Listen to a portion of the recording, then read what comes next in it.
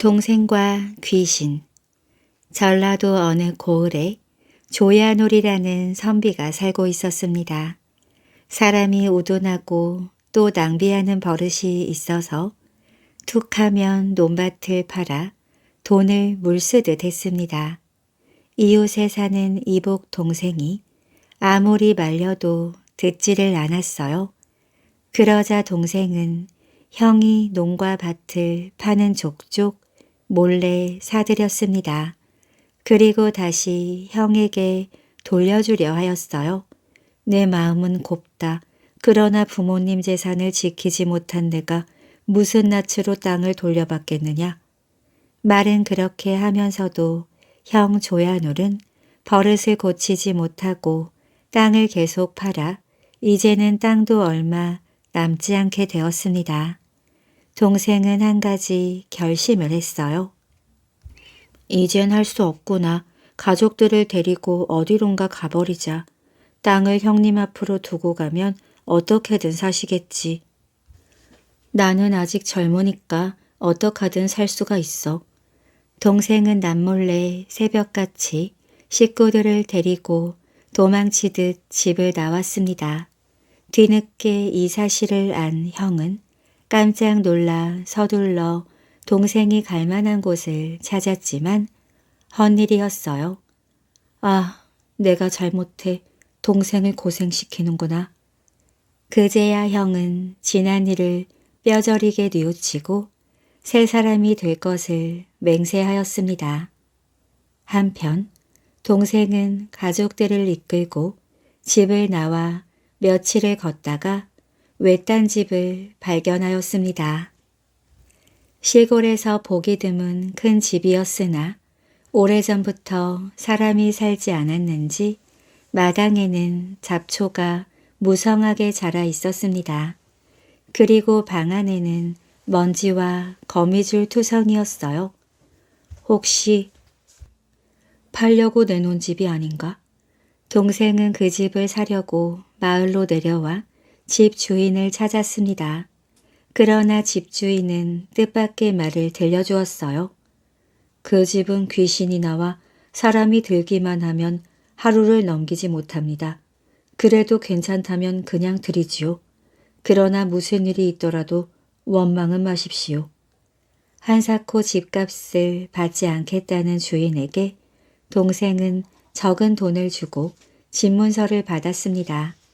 동생은 마을에 방 한 칸을 얻어 아내와 자식을 그곳에 머물게 하고 혼자 그 집으로 갔습니다. 만일 어떤 일이 생기더라도 가족 많은 피하게 하자는 생각이었어요. 집안을 치우니 그야말로 좋은 집이었습니다. 귀신만 안 나온다면 참으로 좋겠는데. 날이 저물자 동생은 등잔불을 밝히고 이런저런 생각을 했습니다. 혹시 귀신이 나타난 게 아닌가 하여 바람 소리만 스쳐도 머리카락이 쭈뼛했습니다. 피곤해서 온몸이 풀어지는 것 같은데도 잠이 오지 않았습니다. 귀신은 무슨 귀신, 괜한 소리지. 동생은 마음을 조금 놓으며 벽에 기대어 앉았어요. 그때 사뿐사뿐 발자국 소리가 났습니다. 아, 귀신이 오는가 보구나. 동생은 정신을 바짝 차렸습니다. 가슴은 마구 방망이질 쳤어요. 발자국 소리가 방문 앞까지 와서 멎더니 다시 뜰로 내려가고 안에 누구 있더냐? 하고 굵은 목소리가 들려왔습니다. 예, 이제야 우리가 찾는 사람이 온 모양입니다. 그러자 육중한 발자국 소리와 함께 아까 그 발자국 소리가 나더니 드르륵 방문이 열렸습니다. 성큼 안으로 들어서는 발의 임자는 이 세상 사람이 아닌 귀신임을 한눈에 알 수 있었어요. 그 옆에 서 있는 12 서너 살쯤 되어 보이는 소녀는 그래도 사람과 비슷했습니다. 소년을 이끌고 온 귀신은 키가 천장을 뚫고 나갈 듯하고 시뻘건 눈은 등잔불처럼 빛났습니다. 그대는 귀신인가? 동생은 용기를 내어 물었습니다. 어째서 이곳에 나타나 죄 없는 사람들을 해치는가? 그런 게 아닌데 나는 보물을 지키는 귀신이요. 사람들에게 보물이 있는 곳을 알려주려고 나타나기만 하면 그때마다 사람들은 내 말을 듣기도 전에 기절해 죽고 말았소. 그런데 당신은 조금도 무서워하지 않는 걸 보니 착한 분이라는 생각이 드오. 그러니 더욱 보물을 가질 만한 자격이 있소. 귀신은 차근차근 말하였습니다. 귀신의 태도와 말투로 보아 거짓이 아닌 것 같았어요. 보물이라고? 그 보물이 대체 어디에 있단 말이냐? 귀신은 동생을 데리고 나오더니 소년에게 일렀습니다. 이 어른께 보물이 있는 데를 알려드려라.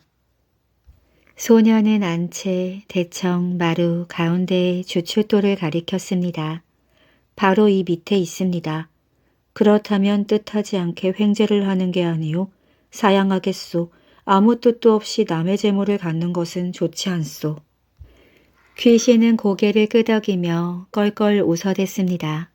역시 당신을 잘 만났구려. 자칫 사람을 잘못 만나면 큰 재물로 말미암아 이를 그르칠까봐 은근히 걱정을 하였소. 내가 부탁을 하나 드리겠소. 그 재물 가운데 얼마를 써서 이 소년의 조상을 위한 사당이나 고쳐주시오. 말을 마치자마자 귀신은 연기처럼 사라져 버렸습니다. 동생은 그야말로 귀신에 홀린 듯이 어리둥절하였습니다. 아마 후손이 끊긴 어느 큰 부자가 한이 되어 재산아마 지내달라고 부탁하는 모양이다.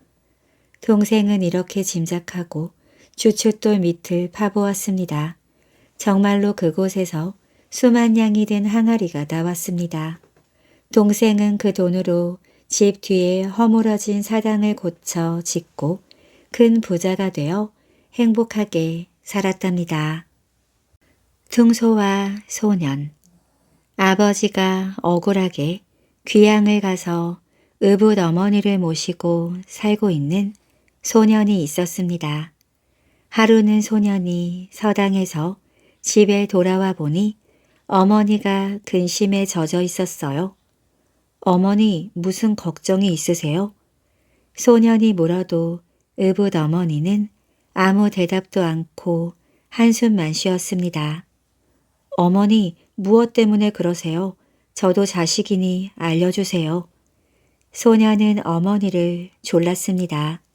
그러자 어머니는 땅이 꺼져라 한숨을 쉬고는 이 일을 어쩐단 말이냐. 내 아버지에게서 기별이 왔는데 지금 병이 들어 돌아가시게 되었다는구나. 그런데 아버지의 병화는 산 사람의 누나를 드셔야만 낫는다니 글쎄 그 누나를 어디서 구한단 말이냐. 라고 말했습니다. 그게 무슨 걱정입니까? 제 눈을 빼서 드리면 될 게 아닙니까? 소녀는 그 자리에서 눈을 빼어 드렸습니다. 그러나 어머니는 아들의 누나를 아버지에게 보내지 않고 비단 헝겊에 싸고 또 싸서 비단 주머니에 넣어 바늘 상자 안에 두는 것이었습니다. 그런 일이 있은 뒤 얼마 후 소년이 서당에서 돌아오니 어머니가 아버지에게서 소식이 왔구나 하고 말했습니다. 무슨 소식이에요? 아버지 병환이 좀 나으셨답니까? 아들은 어머니에게 물었습니다. 병이 좀 나아지기는 하셨다만 워낙 병이 깊어서 눈알 하나를 더 드셔야만 완전히 낫는다는구나. 의붓 어머니는 몹시 걱정스러운 표정을 지어 보이며 말했습니다. 제 눈 하나를 더 드릴게요. 소녀는 자기의 눈 하나를 마저 뽑아서 어머니에게 드렸습니다. 어머니는 이번에도 그 눈알을 아버지에게 보내지 않고 비단 헝겊에 싸서 비단 주머니에 넣었습니다. 그리고 소년을 업고 나와 집에서 아주 먼 강가에 내버려 놓고는 혼자 집으로 갔습니다. 소녀는 아무리 소리쳐 불러도 어머니가 대답이 없자 혼자 집을 찾아가려고 했어요. 그러나 앞이 보이지 않아 어디가 어딘지를 알 수가 없었습니다. 소녀는 손을 이리저리 휘휘 내저으며 더듬거리다가 그만 강물에 빠져 떠내려갔습니다. 한참을 떠내려가던 소녀는 나무에 걸려 간신히 강으로 기어 올라갔습니다. 강가에는 큰 대밭이 있었어요. 소녀는 더듬더듬 올라가 대밭 속으로 들어갔습니다. 그러자 어디선가 청소 소리 같은 게 은은하게 들려왔습니다. 소녀는 대나무 하나하나를 잡아가며 퉁소 소리가 나는 곳으로 다가갔습니다. 대나무를 잡아가며 얼마만큼 갔을 때 어떤 대나무를 잡자 소리가 뚝 그쳤습니다. 소녀는 이상하게 생각하고는 그 대를 꺾어서 불어보았습니다. 그러자 아까 들려오던 소리와 똑같은 퉁소 소리가 들려왔습니다. 퉁소 소리는 맑고 고슬펐습니다. 소녀는 그곳에 앉아 퉁소를 불었습니다. 퉁소를 불면 지루함도 배고픔도 사라졌어요. 그리고 불기만 하면 저절로 고운 가락이 흘러나왔습니다. 소녀는 떠돌이 거지가 되어 퉁소를 불며 돌아다녔습니다. 어느 날 원님이 그 퉁소 소리를 들었습니다. 아니, 저렇게 퉁소를 아름답게 부는 이가 누구인가? 원님은 사령을 시켜 데려오라고 했습니다. 사령은 눈이 없는 소년을 원님에게 데려왔습니다.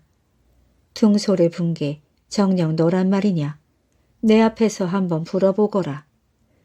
소년은 원님의 말을 듣고 퉁소를 불었습니다. 그 소리가 어찌나 곱고 구슬픈지 그 근처에 있는 사람들이 모두 몰려들었습니다. 사람들은 퉁소 소리를 들으며 기뻐하기도 하고 또 슬픔에 잠겨 눈물을 흘리기도 했습니다. 참으로 잘 보는구나. 사람의 재주가 아니로다. 원님과 사람들은 칭찬을 아끼지 않았습니다. 너는 어디 사는 누구이며 눈은 어째서 멀었느냐? 그리고 너희 아버지는 무얼 하는 사람이냐? 또 퉁소는 누구에게 배웠느냐? 원님은 소년에게 이것저것을 물었습니다. 소년은 지금까지의 얘기를 들려주었어요. 모인 사람들 가운데 소년의 아버지도 있었습니다. 이야기를 모두 들은 아버지는 그 소년이 자기 아들이 틀림없다는 것을 알았습니다. 아버지는 사람들을 해치고 나아가서 내 아들아 하며 소년을 부둥켜 안고 울었습니다. 소년의 아버지는 원님에게 자기의 내력과 사정 이야기를 모두 했습니다. 원님은 아버지의 이야기를 모두 듣고는 거짓이 아니라는 것을 알았습니다. 더욱이 아버지의 병을 낫게 하기 위해 소년이 두 누나를 뺐다는 말에 감동하였지요. 원님은 나라에 이 같은 사실을 알려 아버지의 귀양을 풀어주도록 했습니다. 집으로 돌아온 아버지는 아들의 이름을 부르며 아들이 어디 있냐고 물었습니다. 그러자 부인은 아이고, 제가 그 애 때문에 어찌나 속이 상하는지 모르겠습니다. 당신이 붙들려간 뒤로 집에 붙어 있지 않고 바깥으로만 놔돌더니 지금은 어디 있는지도 모르겠습니다. 당신이 안 계시는 동안 잘 키워 훌륭한 사람으로 만들려고 했는데 그런 제 마음도 몰라주고 나가버렸으니 공은 공대로 들였건만 당신 볼 면목이 없게 되었습니다. 하며 울었습니다. 그때 대문 밖에서 이 말을 듣고 있던 소년이 마당으로 들어오며 제가 언제 그랬어요? 하고 울며 말했습니다. 난데없이 소년이 나타나 말하자 의붓 어머니는 깜짝 놀라 어쩔 줄 몰라 했지요. 남편의 호된 추궁에 부인은 할 수 없이 잘못을 털어놓게 되었습니다. 그럼 그 눈을 뽑아 어디다 두었소? 바느질 상자 속에 두었습니다. 부인은 바느질 상자 속에서 비단 헝겊으로 겹겹이 싼 두 눈알을 꺼냈습니다. 이상하게도 눈알은 하나도 썩지 않고 그대로였어요. 얘야, 이리 오너라. 아버지는 아들을 불러 무릎에 앉히고는 두 눈알을 아들의 눈에 도로 넣었습니다. 그러자 아들은 신기하게도 다시 앞을 보게 되었습니다. 아버지는 자기 아들의 눈알을 빼게 한 새 마누라에게 분개하여 죽여 없애버리려고 마음먹었어요. 그러나 아들은 자기 눈이 다시 아무렇지도 않게 되었으니 어머니를 죽이지 말고 함께 살자고 말렸습니다. 아버지는 아들의 마음씨에 감동하여 부인을 그대로 두었습니다. 의붓 어머니는 자신의 잘못을 크게 뉘우치고는 소년에게 좋은 어머니가 되어 모두 행복하게 살았다고 합니다. 우복룡 이야기. 경상북도 안동 부사로 있던 우복룡이란 사람이 있었습니다. 우복룡 부사는 백성들의 억울함을 잘 풀어주기로 유명했던 사람입니다. 어느 장날 닭장수가 부사에게 억울한 일을 호소해 왔습니다. 닭장수의 이야기는 이러했어요. 닭을 팔려고 장에 내갔는데 닭 한 마리가 닭장에서 빠져나가 어느 집 울타리를 넘어 장터 주막으로 들어갔습니다. 닭장수는 기웃거리다가 주막 안으로 들어갔지요. 아니, 주막집 여인은 어느새 닭을 잡아 털을 뽑고 있었습니다. 저건 분명 내 닭인데. 닭장수는 주막집 여인에게 말했어요. 여보시오, 이건 내 닭인데 왜 남의 닭을 잡는 거요? 뭐예요? 도대체 당신은 누군데 남의 집에 들어와 헛소리를 하는 거예요? 여인이 소리치자 남편이 뛰어와 웬 도둑놈이 야단이야? 하며 닭장수를 도둑으로 몰고는 몽둥이질을 했습니다. 닭장수는 실컷 얻어맞고 관가로 와서 억울함을 호소했던 것입니다. 닭장수의 이야기를 들은 안동 부사는 주막집 주인에게도 이야기를 시켜 다 들어본 다음에 아침에 닭에게 어떤 모이를 먹였느냐 하고 닭장수에게 물었습니다. 수수를 먹였습니다. 그렇다면 모이 주머니를 갈라보거라. 닭의 모이 주머니를 갈라보니 정말 수수가 잔뜩 들어 있었습니다. 부사는 주막 주인은 닭장수에게 닭 5마리를 주거라 하고 판결을 내렸습니다. 또 이런 일도 있었어요. 길을 가던 나그네가 길가에서 낮잠을 자다가 돈주머니를 도둑 맞았습니다. 이 일로 재판을 하게 된 부사는 도대체 어디서부터 해결의 실마리를 풀어야 할지 알 수가 없어 골똘히 생각했습니다. 부사는 좋은 생각을 떠올리고는 나그네에게 물었어요. 네가 잠을 자고 있어서 훔쳐가는 사람을 보지 못했겠다. 예, 그렇습니다. 그렇다면 잠이 깨었을 때 근처에 뭐 있었던 게 없느냐? 부사의 물음에 나그네는 한동안 생각하다가 제가 본 건 장승밖에 없습니다. 하고 대답했습니다. 그렇다면 장승이 훔친 게로구나. 어서 장승을 잡아오너라. 나졸들은 고개를 갸웃거리며 장승을 묶어다 동안 마당에 세워놓았습니다. 저 장승이 밤에 도망가지 못하도록 철저히 지키거라. 부사는 나졸들에게 명령하였어요. 나졸들은 우리 부사가 혹시 잠시 정신이 돈 게 아닌가 하면서도 엄한 명령이라 그대로 따랐습니다. 하룻밤이 지나고 날이 밝자 부사는 아정과 나졸들을 불러들였습니다. 어젯밤에 장승이 달아나지 않았느냐? 예, 장승을 보러 온 사람들은 없었느냐? 한 사람이 있었습니다. 그래, 그 사람이 뭐라고 하지 않더냐.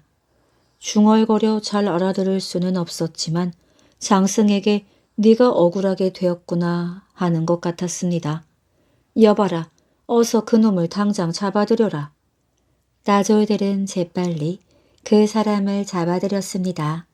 그 사람은 말할 것도 없이 나그네의 돈을 훔친 도둑이었습니다. 나그네는 제발이 저려 장승이 어떤가 보러 왔던 것입니다. 도둑은 나중에 자기가 도둑질한 곳을 꼭 둘러본다고 합니다.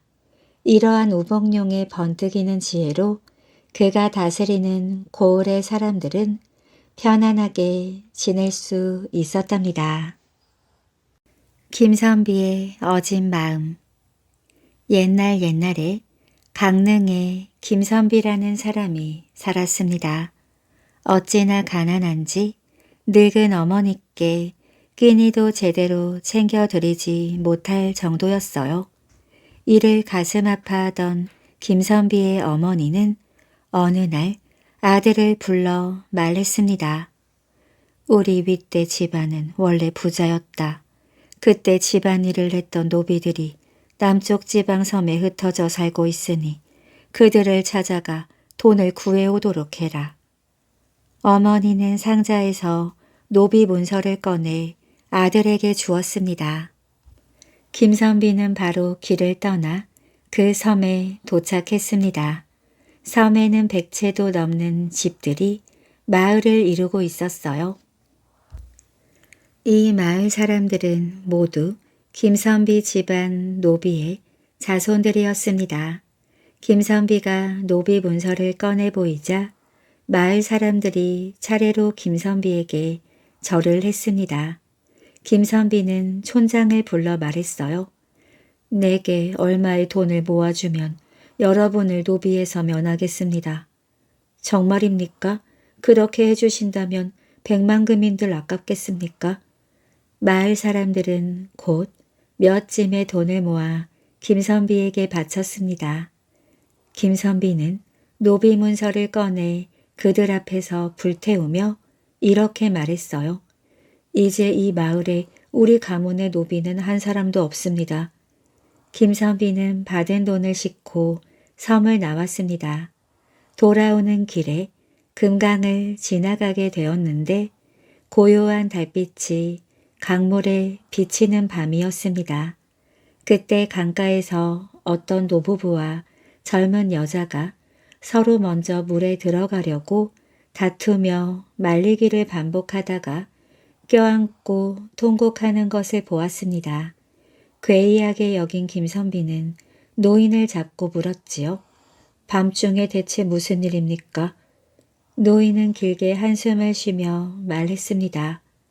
제 외아들이 관아에서 아전으로 일하고 있는데 관아의 재물을 사사로 있은 것이 만석이나 된답니다.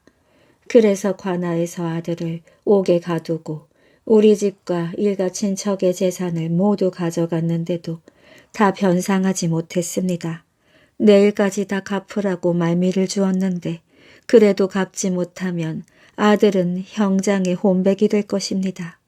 아들이 죽는 것을 보느니 차라리 내가 먼저 죽는 것이 나을 것 같아 강물에 뛰어들려고 했습니다. 그래서 제 처와 며느리가 이처럼 말리면서 한사코 같이 죽겠다고 합니다. 노인의 딱한 사정을 들은 김선비는 잠시 생각한 뒤 물었습니다. 아들이 쓴 것을 다 갚으려면 얼마가 더 필요합니까? 수천 냥 정도입니다. 그렇게 큰 돈을 무슨 수로 구하겠습니까? 그러자 김선비가 노인의 손을 잡으며 말했습니다.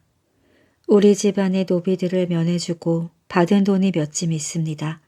그 정도면 충분히 재물값을 변상하고 아들을 구할 수 있을 것입니다.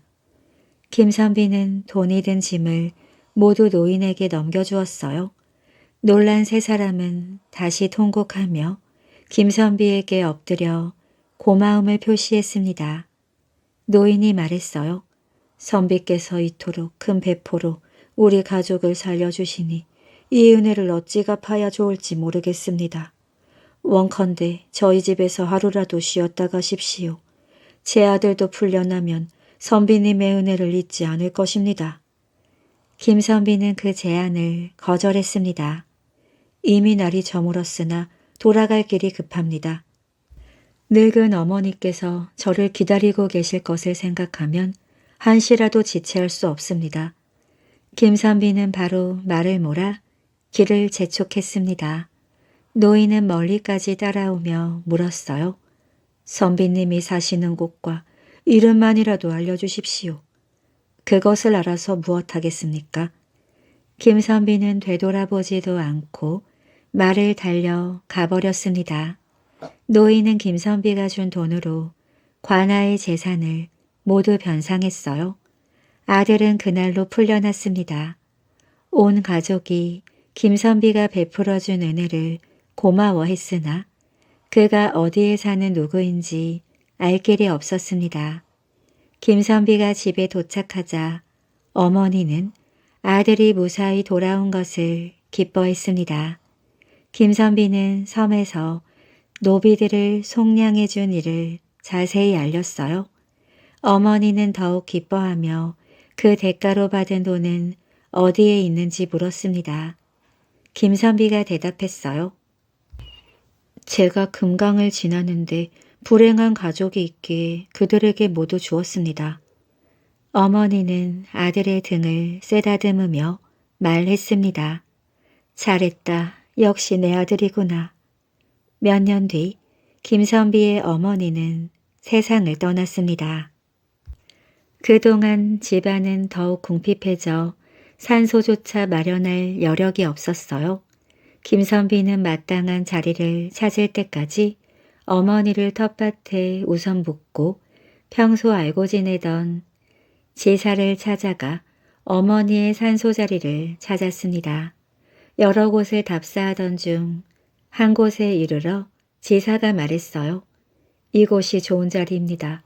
여기에 산소를 쓰면 자손이 번성하고 대대로 부귀영화를 누릴 것입니다. 그러나 산 아래쪽에 촌락이 즐비하고 큰 집이 있는 것을 보니 반드시 이 땅에 주인이 있을 것입니다. 제사가 한숨을 쉬자 김선비가 말했습니다. 좋은 산소 자리라고는 하나 남의 땅에 어머니를 모실 수는 없지요. 날이 저물었으니 오늘은 저 큰 집에 가서 하룻밤 묵게 해달라고 청합시다.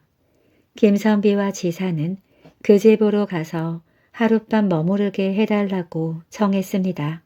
그러자 한 젊은이가 나와 그들을 안내했습니다. 세 사람은 함께 저녁밥을 먹은 후 이런저런 이야기를 나누었어요.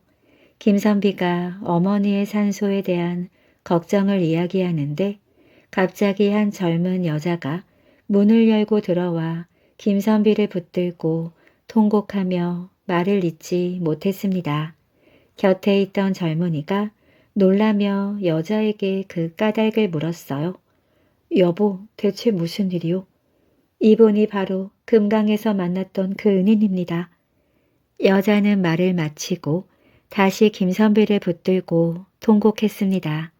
아내의 말을 듣고 사정을 알아차린 젊은이가 김선비에게 절하며 말했습니다. 이제야 대인을 배우니 감개가 무량합니다. 젊은이는 김선비의 도움으로 관아에서 풀려난 노부부의 아들이었습니다. 뒤이어 노부부까지 들어와 김선비 앞에 엎드리며 말했습니다. 아들을 낳은 것은 저희이지만 아들을 살려준 분은 대인입니다. 낳은 것과 살려준 것이 어찌 차이가 있겠습니까? 김선비는 여전히 어리둥절했습니다. 노인은 몇 년 전 금강에서 있었던 일을 자세히 말해주었어요. 그제야 김선비는 그들을 알아보았습니다. 노인은 이어서 말했습니다. 그때 대인이 아니었다면 저희에게 어찌 오늘이 있겠습니까? 저희는 대인께서 베푼 은혜를 한시도 잊어본 적이 없습니다. 그동안 집안에 손님이 들면 반드시 문틈으로 손님의 기색을 살펴보았습니다. 혹시라도 대인을 다시 뵐 수 있을까 싶어서였지요. 그런데 오늘 드디어 대인을 만났으니 저희의 바람이 헛되지 않았습니다. 노인의 아들이 말했습니다. 대인 덕분에 제 목숨을 구했습니다. 감옥에서 나온 후 아전을 그만두고 시골로 내려와서 살았습니다. 그리고 변상하고 남은 돈으로 열심히 일을 해서 재산을 불려 이렇게 부자가 되었지요. 제가 집을 지을 때 두 채의 집을 똑같이 짓고 논밭과 산을 살 때도 똑같이 두 곳으로 나누어 한쪽은 저희 가족이 경작하며 살고 다른 한쪽은 대인의 몫으로 두었습니다. 이제 이 집과 땅은 대인의 것입니다. 모친의 산소로 쓰고 싶은 땅도 대인의 것입니다. 저희는 언덕 너머에 있는 집으로 옮길 것입니다. 부디 저희와 이웃하며 평안하게 사시기를 바랍니다. 김선비는 거듭 고마움을 표시했습니다. 집으로 돌아온 김선비는 곧바로 어머니의 유고를 거두어 지사가 정해준 자리에 산소를 마련하고 노부부 가족이 마련해 놓은 집으로 거처를 옮겼습니다. 김선비는 그 뒤 결혼을 해 자손이 번성하고 부귀영화를 누리며 살았습니다. 이는 어머니의 산소가 명당이기도 했으나 어려운 처지에 빠진 사람을 도와준 김선비의 어진 마음이 보은을 입은 결과였답니다. 선비와 스님. 옛날에 한 선비가 과거를 보러 길을 떠났습니다. 하루는 산을 지나게 되었는데 숲이 너무 우거져 길이 무척 험했습니다. 선비는 좀 쉬어가려고 바위에 걸터앉아 이마에 흐르는 땀을 닦았습니다. 잠시 휴식을 취한 선비가 다시 길을 떠나려 지팡이를 찾는데 무언가 물컹한 것이 만져졌어요. 섬뜩해서 찾아보니 호랑이 꼬리였습니다. 선비 등 뒤쪽 바위에 호랑이가 자고 있었는데 바위 틈으로 나온 꼬리를 만졌던 것입니다. 호랑이는 선비가 꼬리를 건드리는 바람에 잠이 깨었는지 하품을 늘어지게 했습니다. 아이고, 큰일 났구나. 선비는 가슴이 오그라드는 것 같았습니다. 선비는 호랑이가 자기를 보면 큰일이라고 생각했어요. 그래서 얼른 호랑이 꼬리를 두 손으로 꼭 움켜쥐었습니다. 그제야 호랑이는 선비가 있는 것을 알고 덤벼들려 했습니다. 그러나 꼬리가 빠지지 않아 으르렁거릴 뿐 어쩌지 못했지요. 선비는 꼬리를 놓칠까봐 더욱 힘껏 쥐었습니다. 만약 놓치는 날이면 호랑이한테 죽을 것은 말할 것도 없는 일이니까요. 선비의 온몸에서 땀이 비오듯 흘렀습니다. 누구 좀 지나가는 사람이 없나? 아무리 도리번거려도 개미 새끼 한 마리 얼씬하지 않았습니다. 선비가 안타까워하며 몸부림치고 있을 때였어요. 저 아래쪽에서 삿갓을 쓴 스님이 오고 있었습니다. 옳지, 이젠 살았구나. 저 스님께 도움을 청해야지. 생각하고는 스님, 저 좀 도와주세요. 하고 외쳤습니다. 스님은 무슨 일인가 싶어 급히 달려왔습니다. 스님, 거기 있는 지팡이로 이 호랑이를 잡아주십시오. 선비가 애원을 하자 스님은 옛부터 중은 산 것을 함부로 죽이지 않습니다. 하고 거절했어요. 선비는 몸이 바짝 달아 그럼 여기 오셔서 이것을 좀 잡고 계십시오. 그럼 호랑이는 제가 잡겠습니다. 하고 사정을 했습니다. 스님은 선비 대신 호랑이 꼬리를 잡았습니다. 이젠 살았구나. 선비는 궁둥이를 탁탁 털고 일어나 괴나리 보찜을 지고 떠나려 했습니다. 여보시오, 약속과 다르지 않소. 어서 호랑이를 잡으시오. 아까와는 달리 스님이 사정했습니다. 그러자 선비는 스님, 저도 짐승을 함부로 죽이기가 싫습니다.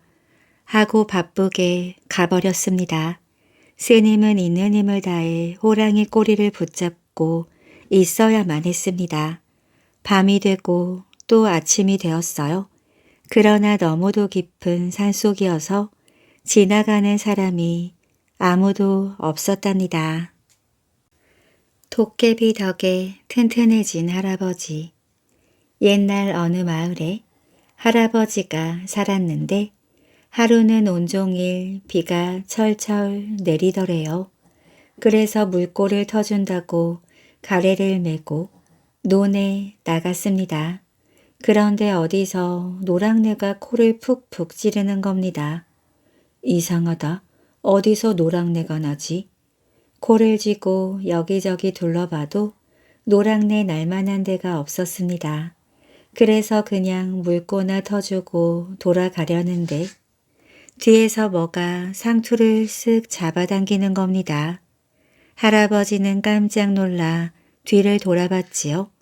그런데 아무도 없었습니다. 거참 이상하다 이상해.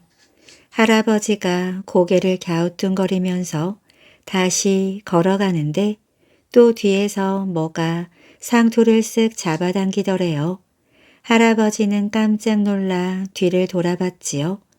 그런데 아무도 없었습니다. 할아버지가 고개를 갸우뚱거리며 다시 걸어가는데 또 뒤에서 뭐가 상투를 쓱 잡아당기는 겁니다. 할아버지는 얼른 뒤를 돌아봤어요. 그런데 역시 아무도 없었습니다. 걸어가면 잡아당기고 돌아보면 없고 귀신이 곡할 노릇이었지요. 할아버지는 뭐가 그러는지 알아내려고 걸어가는 채 하다가 재빨리 뒤를 돌아보았습니다. 그랬더니 논둑 아래 뭐가 논을 빼꼼히 내밀고 숨어 있는 거예요. 누군가 하고 가만가만 가서 보니 이빨이 시커멓고 팔뚝이랑 가슴에 털이 복실복실한 게 사람이 아니라 도깨비더래요. 어디서 노랑내가 풍기나 했더니 바로 도깨비였던 겁니다. 이놈 남의 상투는 왜 잡아당기노? 할아버지는 버럭 소리를 지르면서 가래로 도깨비 뺨을 철썩 때렸습니다. 도깨비는 찔찔찔 눈물을 흘리다가 두고 보자 하면서 논 속으로 빠져들어 가더래요. 흥, 잿간 놈이 두고 봐서 뭘 어쩌게. 할아버지는 코웃음을 치면서 집으로 갔습니다. 그런데 막 대문을 들어서려는 참에 갑자기 뭐가 상투를 확 낚고 채더니만 할아버지를 냅다 집어 던졌습니다. 할아버지는 하늘로 솟구쳤다가 벼락치는 소리를 내면서 나동그라졌어요. 그 소리에 놀라 집안 식구들이 달려나와 보니 할아버지가 문간에 철퍼덕 엎어져 있었습니다. 식구들은 할아버지를 들쳐 업어다 방에 놓이고 의원을 부른다, 약을 다린다, 야단이 났지요. 하지만 얼마나 된통 나동그라졌는지 할아버지는 한밤중이 되도록 꼼짝도 못하고 끙끙 앓기만 했어요. 식구들은 걱정이 돼서 잠도 못 자고 꼬박 밤을 새워가며 할아버지 곁을 지키고 있었지요. 그렇게 한밤중이 지나고 새벽이 가까워 올 무렵 할아버지가 난데없이 벌떡 일어나더니 저놈 잡아라 하고 소리를 질렀습니다. 식구들이 왜 그러냐고 물어도 대꾸도 않고 문 쪽을 노려보기만 했어요. 그러더니 밖으로 달려나가려는 겁니다. 그 몸으로 어딜 가시려고요? 어서 도로 누우세요. 식구들이 달려들어 할아버지를 꽉 붙들었지요. 그런데 웬걸요? 할아버지가 팔을 한번 휘저으니까 다들 우수수 나가 떨어졌습니다. 그러고 나서 할아버지는 바깥으로 손살같이 달려나갔어요. 식구들도 안 되겠다 싶어 불이 나게 할아버지를 따라 나갔습니다. 그런데 이게 웬일인가요? 마당에서 할아버지랑 도깨비가 씨름을 하고 있는 겁니다. 할아버지가 끙 하고 힘을 주면 도깨비가 끙 하고 버티고 도깨비가 어차 하고 힘을 주면 할아버지가 어차 하고 버티고 도무지 결판이 안 났습니다. 식구들은 조바심을 내면서 발을 동동 굴렀지요. 가뜩이나 아픈 할아버지가 또 다치기라도 하면 어떠나 하는 생각이 들었습니다. 우리가 나서서 말려야지. 그대로 뒀다가는 큰일 나겠어. 보다 못한 식구들이 뜯어 말리려고 우르르 달려들었습니다. 그러자 할아버지가 버럭 소리를 질렀어요. 거기 가만히들 서 있어. 식구들이 움찔 멈추어 섰습니다. 그때 할아버지가 도깨비 왼다리를 척 걸더니 젖먹던 힘까지 다 짜내서 도깨비를 붙잡고 힘을 썼습니다. 도깨비는 버티고 버티다가 바닥에 낮아빠지고 말았어요. 할아버지는 낮아빠진 도깨비를 꾸짖었습니다. 이놈 감히 사람을 해코지하려 들다니 또 그런 못된 짓을 할 테냐. 그런데 이게 어찌 된 일일까요? 눈 깜짝할 사이에 도깨비는 어디로 가고 웬 낡아빠진 방앗공이 하나만 마당에 덩그러니 놓여있는 겁니다. 방앗공이가 오래 묵으면 도깨비가 된다더니 그게 정말이었나 봐요. 도깨비랑 씨름을 해서 이긴 할아버지는 곧바로 몸이 다 낫고 오히려 더 튼튼해져서 오래오래 잘 살았다고 합니다. 사또와 달. 어떤 고을에 새로 사또가 갈려왔는데 이 사람이 백성 돌보는 일은 뒷전에 두고 허구한 날 술판을 벌여놓고 노는 게 일이었습니다.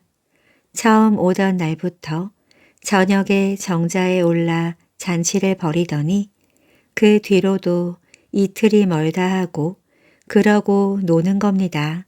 그런데 마침 사또가 갈려온 날이 음력으로 금음깨가 다 되었던 모양이에요. 그러니 며칠 동안 밤마다 흥청방청 놀아도 달 구경을 못했지요.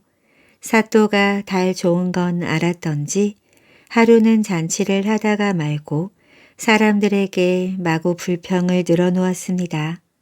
내가 여기에 온 지 닷새가 지났는데 어찌하여 아직 달이 한 번도 뜨지 않는고 달이 없으니 잔치판을 벌여도 흥이 안 나는구나.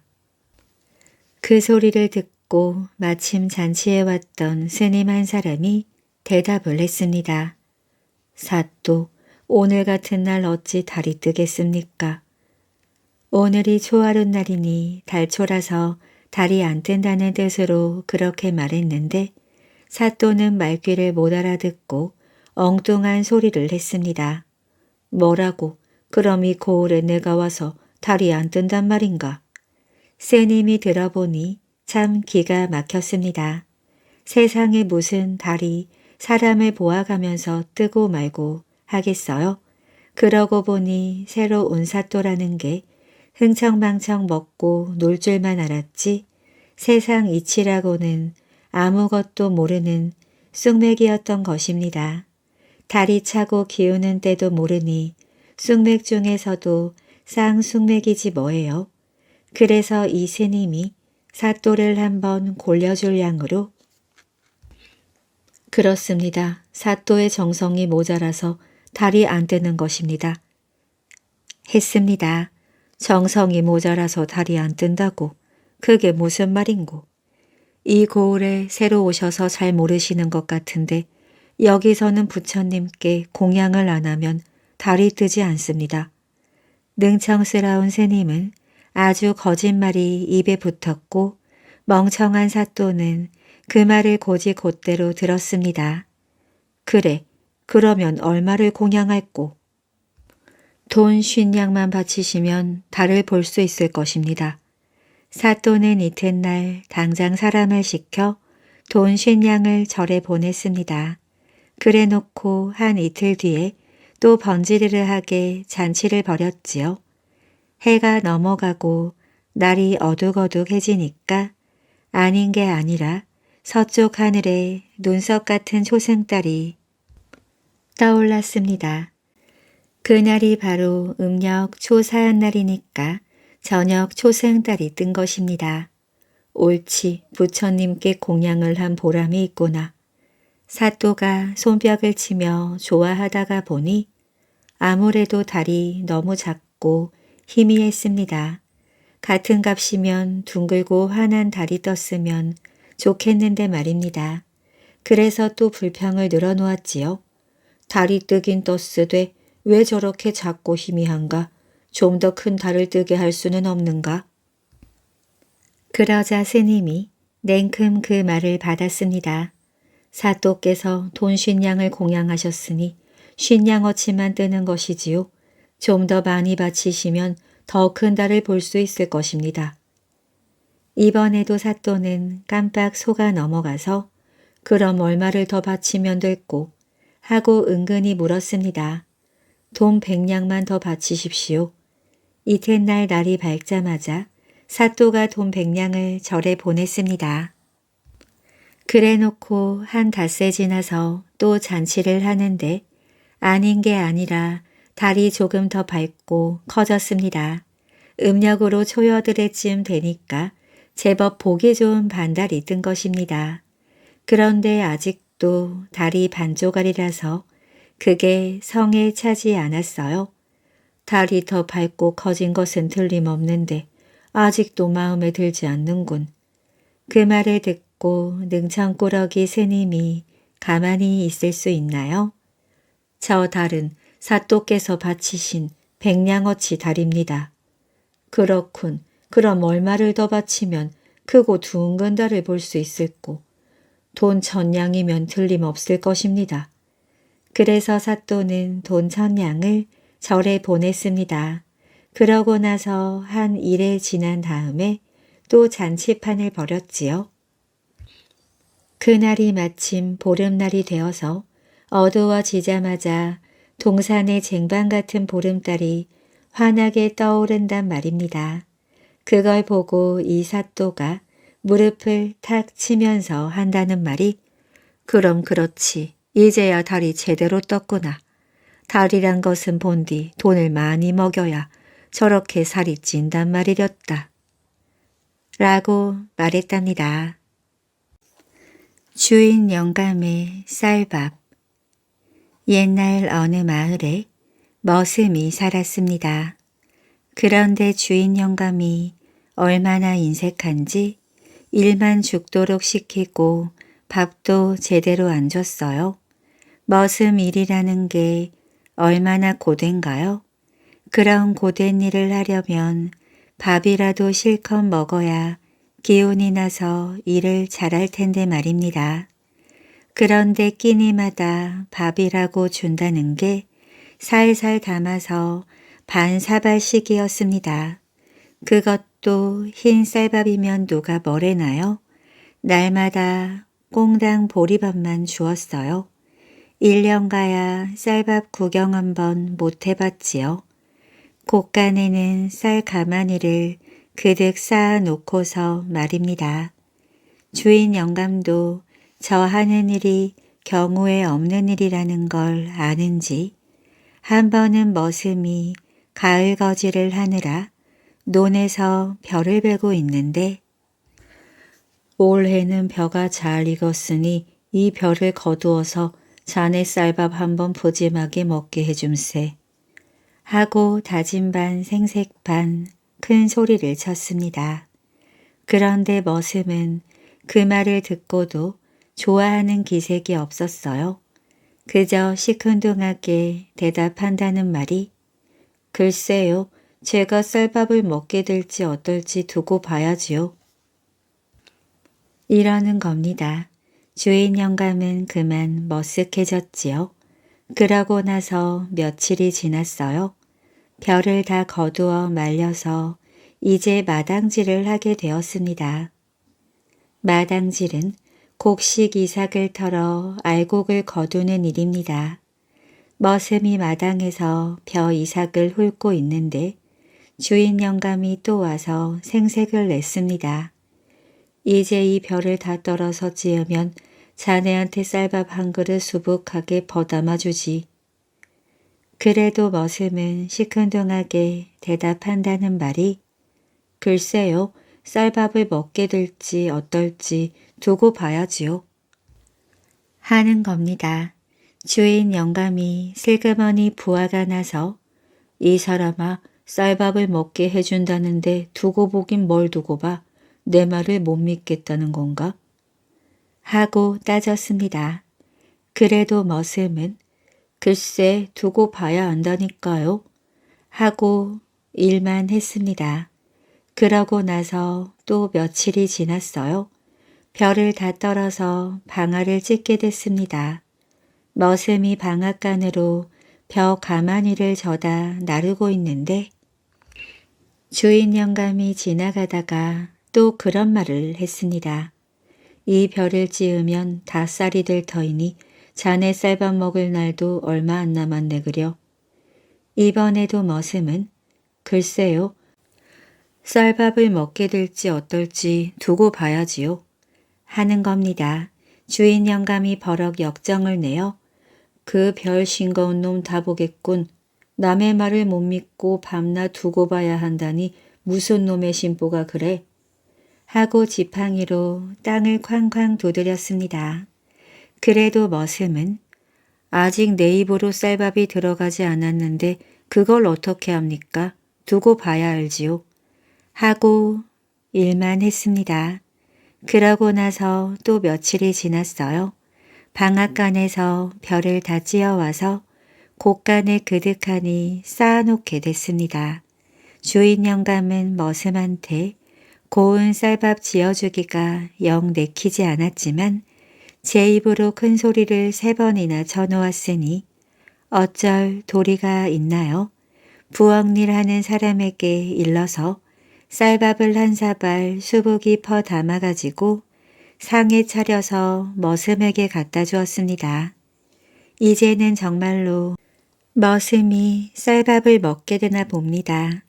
머슴이 상을 받아놓고 막 먹으려고 하는데 주인 영감이 어슬렁 나타났습니다. 이제 내 말을 믿겠나? 쌀밥을 먹게 되지 않았나? 그런데 이 머슴 좀 보세요. 밥숟갈을 뜨려다 말고 한다는 소리가 글쎄요. 쌀밥을 먹게 될지 어떨지 두고 봐야지요. 이러는 겁니다. 주인 영감이 그만 화가 머리끝까지 뻗쳤어요. 뭐가 어째? 사람을 놀려도 분수가 있지 밥상을 눈앞에 받아놓고도 두고 봐야 한다고? 에라 이 고약한 놈. 주인 영감이 분을 못 이겨 밥상을 냅다 걷어차 버렸습니다. 그 바람에 밥상이 퍽 엎어지면서 쌀밥이 다 쏟아져 버렸지요. 그러니 머슴은 끝내 쌀밥을 못 먹게 되었습니다. 머슴이 꾸무럭꾸무럭 일어나면서 하는 말이 그러기에 내가 뭐라고 그럽디까? 두고 봐야 안다지 않았습니까? 다 된 밥도 먹어야 먹은 것이지 먹기 전까지는 두고 봐야 하는 법입니다. 주인 영감은 입이 10개라도 할 말이 없게 돼버렸습니다. 그 다음부터는 생색도 안 내고 쌀밥을 아주 잘 주었다고 합니다. 도깨비 놀리기. 옛날 어느 마을에 김서방이 살았는데 어둑어둑 해가 질 무렵 개를 잡으러 개울에 갔습니다. 개울에 들어가 개 그물을 치고 개가 걸려들기를 기다리는데 저만치 위에서 누가 개 떠내려간다, 개 떠내려간다 하고 소리를 치는 겁니다. 설마 개가 떠내려 올까 하고 있는데 정말 살이 통통하게 오른 개가 둥둥 떠내려 왔습니다. 김서방은 이게 웬 떡이냐 하고 개를 바구니에 가득가득 주워 담았지요. 그런데 집에 와서 보니 바구니에 개는 한 마리도 없고 개똥만 잔뜩 들어차 있더래요. 김서방은 약이 올라 고래고래 소리쳤지요. 어떤 놈이 장난친 거야? 김서방 마누라가 점심을 차린다고 마루에 앉아 국수를 써는데 갑자기 부엌칼이 손에서 쑥 빠져나가더니 안방문 틈으로 휙 날아 들어갔습니다. 깜짝 놀라 눈이 휘둥그레졌는데 안방으로 들어갔던 부엌칼이 도로 휙 날아오는 겁니다. 부엌칼이 안방에서 마루로, 마루에서 안방으로 쉴 새 없이 들락날락 들락날락. 김서방 마누라는 기가 막혀서 바락바락 소리를 질렀습니다. 어떤 놈이 장난치는 거야? 또 김서방 마누라가 국수 삶을 물을 끓인다고 부엌에 들어갔는데 갑자기 솥뚜껑이 천장으로 휙 솟구치더니 뚝 떨어져 솥 안으로 와장창 박혀버렸대요. 김서방 마누라가 솥뚜껑을 빼내려고 아무리 잡아당겨도 꼼짝을 안 했습니다. 이런 솥을 어디다 쓰겠어요? 김서방 마누라는 속이 상해 바락바락 소리를 질렀습니다. 어떤 놈이 자꾸 장난치는 거야. 한 번은 김서방 막내딸이 빨래를 걷는다고 마당에 내려섰는데 빨랫줄에 걸려있던 빨래가 홀딱 내려오더니 저 혼자 막 걸어다니는 겁니다. 막내딸이 빨래를 잡으려고 다가갔더니 빨래가 막 달려 도망을 치는 거예요. 막내딸이 빨래를 잡으려고 또 달려갔더니 빨래가 둥실 떠올라 이리저리 달아났습니다.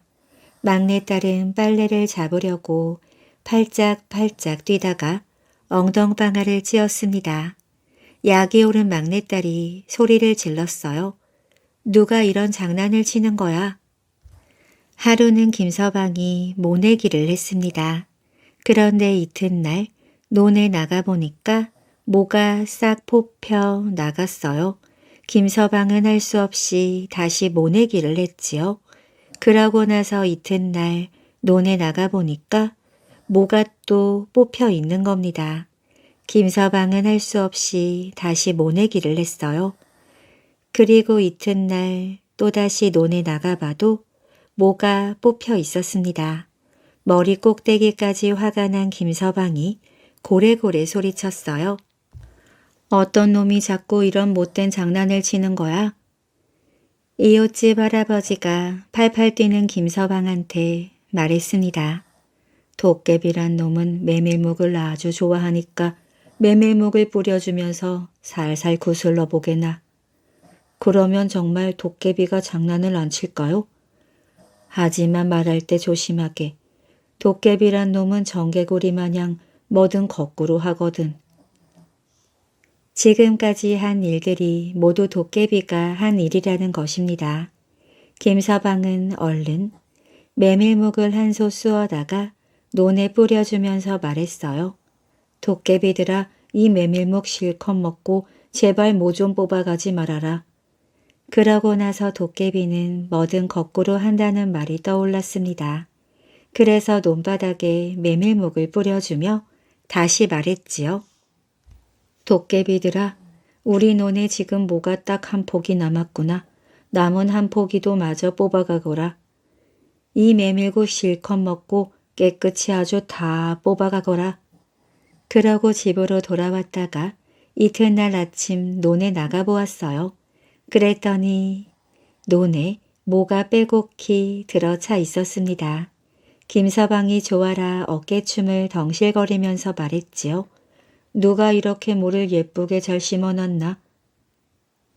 그 뒤로 김서방은 가끔 메밀묵을 쑤어다가 논에 뿌려 주었다고 합니다.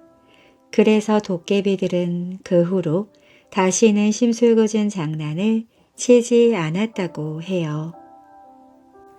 오늘도 이야기 재미있게 잘 들으셨나요? 앞에서 들려드린 김선비의 어진 마음 이야기는 우리나라의 대표 야담집인 청구 야담에 담긴 이야기입니다. 청구 야담에 담긴 이야기들에서 우리는 오늘날 우리의 모습을 볼 수 있습니다. 그래서 우리에게는 그 이야기들이 단순한 과거의 옛날 이야기가 아니라 현재 우리가 살고 있는 오늘날의 우리에게 지혜를 주는 오늘의 이야기라고 할 수 있을 것입니다. 오늘도 지혜와 감동을 주는 옛날 이야기와 함께 편안한 잠자리 되시기를 바랍니다.